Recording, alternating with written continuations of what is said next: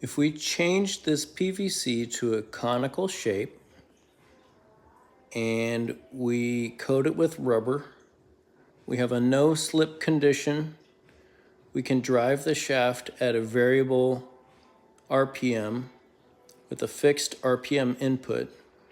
We can have a CVT essentially with very cheap materials that I think it will not wear. And boy, what's the drawback here? And you can literally achieve it with 3D printing. You could run like so many foot-pounds on this.